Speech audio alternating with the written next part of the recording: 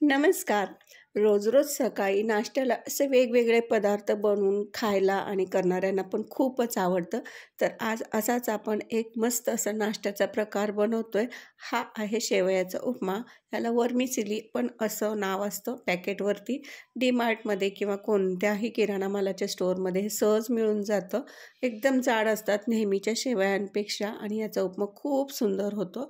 तर असा उपमा करण्यासाठी गॅसवरती पॅन गरम करायला ठेवला. 2 ते 3 चमचे तेल गरम करून घेतलं. त्यामध्ये थोडेसे जिरे आणि मोहरी छान तडतडले की मग आपण त्याच्यामध्ये थोडेसे शेंगदाणे घ्यायचे. ते शेंगदाणे छान असे भाजले पाहिजेत तेलात. अशा पद्धतीने हे तेलात शेंगदाणे परतून घ्यायचे.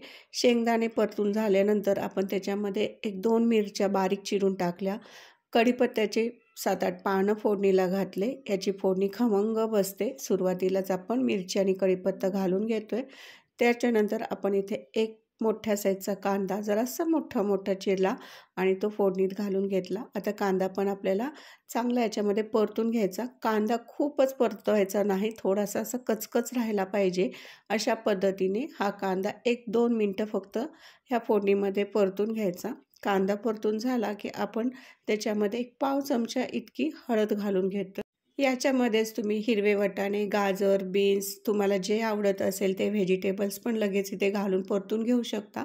हळद घातल्यानंतर थोडंसं परतवलं आणि आपण ही शेवया जे मिळतात ही 1 वाटी शेवया आपण याच्यामध्ये घालून घेतली.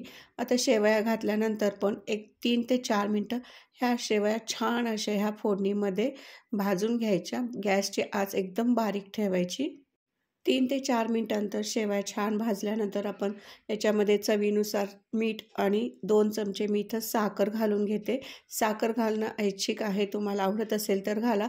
पण साखर घातल्याने ह्याला तिखट आणि गोड चांगली चव येते. आणि आपण थोडासा कलर याचा खुलण्यासाठी थोडीशी मिरची पावडर घातलेली आहे. तर इथं ह्या परत आपण एकदा व्यवस्थित छान परतून घ्यायचं. वरून आपण एक अर्धा टोमॅटो बारीक चिरून किंवा छोटा टोमॅटो असेल बारीक चिरून तो घालून घ्यायचा. त्यामुळे थोडासा आंबटपणा पण ह्या उपम्यामध्ये उतरतो आणि टेस्ट खूप छान लागते. परतून झाल्यानंतर जेवढा आपण शेवया घेतला होता त्याच वाटीच्या प्रमाणाने अर्धा वाटी फक्त पाणी याच्यामध्ये मी घालून घेतलं.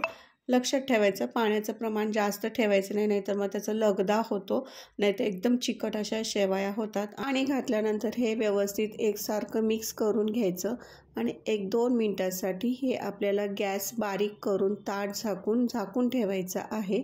2 ते 3 मिनटानंतरच याला खोलून बघायचं.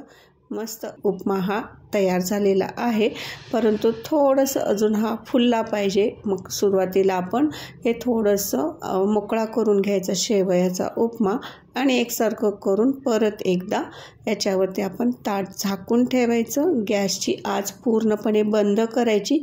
10 मिनटानंतर याला खायला घ्यायचं. मोकळा एकदम फुललेला असा हा शेवयाचा उपमा तयार झाला. वरून आवडीनुसार लिंबू पिळून घ्यायचा, बारीक चिरलेली कोथिंबीर घालायची. आणि ही रेसिपी जर तुम्हाला आवडली असेल तर आपल्या चॅनलला पण नक्कीच सबस्क्राईब करायची. अशा पद्धतीने हा एकदम मोकळा सुटसुटीत एकदम टेस्टी असा उपमा नाश्ता तयार झाला. वरून आवडत असेल तर बारीक शेव घालून खावा. आणि चला गरमागरम उपमा खायला या.